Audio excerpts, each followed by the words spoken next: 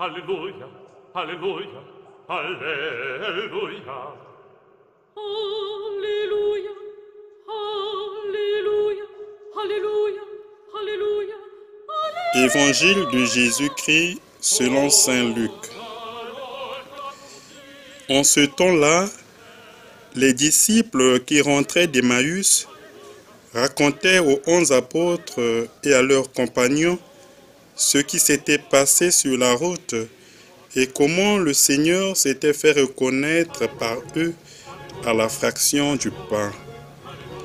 Comme ils en parlaient encore, lui-même fut présent au milieu d'eux et leur dit : « La paix soit avec vous. » Saisis de frayeur et de crainte, ils croyaient voir un esprit.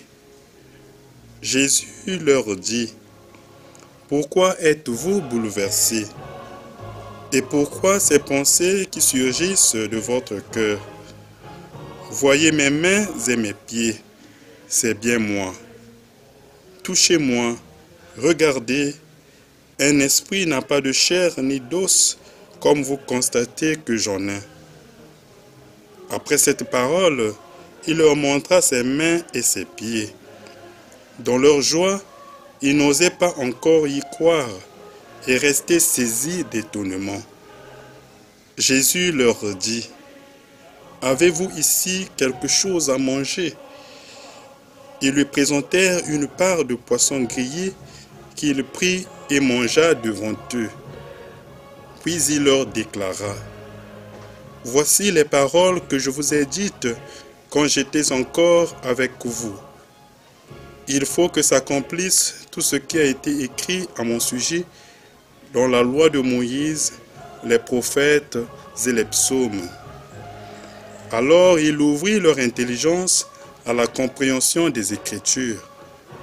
Il leur dit : « Ainsi est-il écrit que le Christ souffrirait, qu'il ressusciterait d'entre les morts le 3e jour, et que la conversion serait proclamée en son nom pour le pardon des péchés à toutes les nations, en commençant par Jérusalem. À vous d'en être les témoins. » Acclamons la parole de Dieu. Louange à toi, Seigneur Jésus.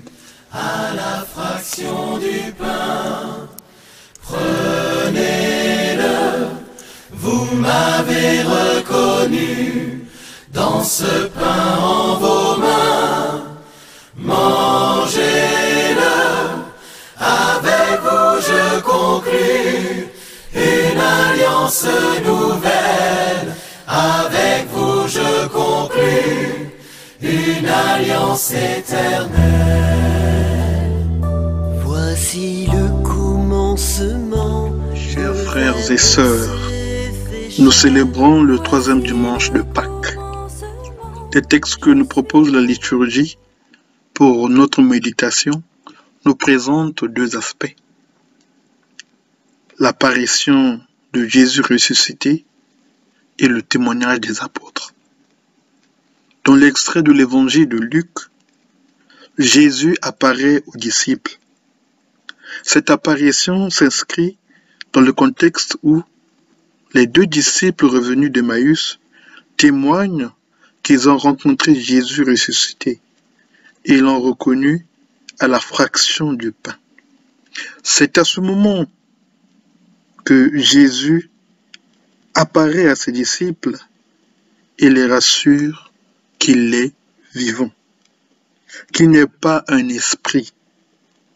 C'est ainsi qu'il prend du poisson pour manger.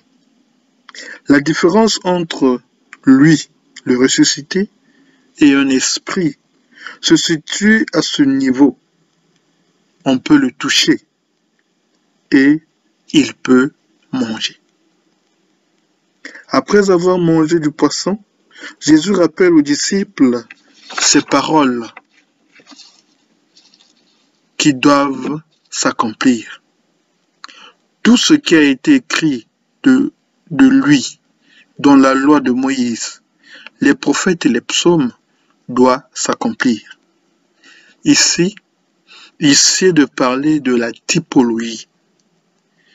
Le principe de la typologie consiste à présenter Jésus comme la réalisation, l'accomplissement de l'Ancien Testament. Ce qui a été annoncé dans l'Ancien Testament s'accomplit en Jésus. Ensuite, Jésus annonce la mission des apôtres qui consiste à proclamer le repentir en vue de la rémission des péchés à toutes les nations, en commençant par Jérusalem. Ils seront ses témoins. Être témoins. Telle est la mission que Jésus nous donne, nous qui sommes ses disciples d'aujourd'hui. À travers cette titulature ou cette expression « être témoin », nous entrons dans le second aspect de notre méditation. Le témoignage des apôtres. Dans l'extrait du livre des Actes des Apôtres, Pierre témoigne de Jésus. Ce témoignage s'inscrit dans un contexte où Pierre vient de guérir un impotent et s'adresse aux habitants de Jérusalem. À travers ce discours, nous retenons 3 points essentiels, à savoir l'annonce du kérygme, la typologie de la souffrance de Jésus et l'invite à la repentance et à la conversion. Pierre parle de la passion, la mort et la résurrection de Jésus et dit qu'il en est témoin, qu'ils en sont témoins, eux les apôtres, eux les disciples. Il donne à Jésus un titre christologique fondamental, prince de la vie. Et dans le texte grec, nous retrouvons archegon tes zoes. Le mot archegon est à l'accusatif et au nominatif, nous avons archegos. Donc, il présente Jésus comme l'archegos tes zoes, le prince de la vie. C'est Jésus qui initie la vie avec Dieu, la vie de grâce, qui commence par la passion, la mort et la résurrection de Jésus. La vie de la rédemption. Et nous tous, nous devons être témoins de la résurrection de Jésus. Pierre continue son discours en parlant de la typologie de la souffrance de Jésus. Il y a typologie parce que Pierre affirme que la souffrance de Jésus a été annoncée par les prophètes. À travers l'image du serviteur souffrant, Jésus est le serviteur souffrant, annoncé par les prophètes. Pierre conclut son discours en invitant ses interlocuteurs à la repentance et à la conversion.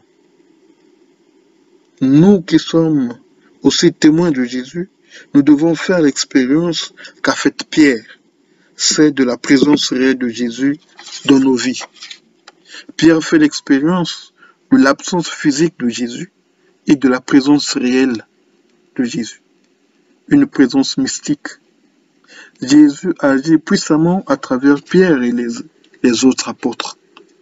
Chers frères et sœurs, l'invite de Pierre à la repentance et à la conversion trouve écho dans l'extrait de la première lettre de Saint Jean.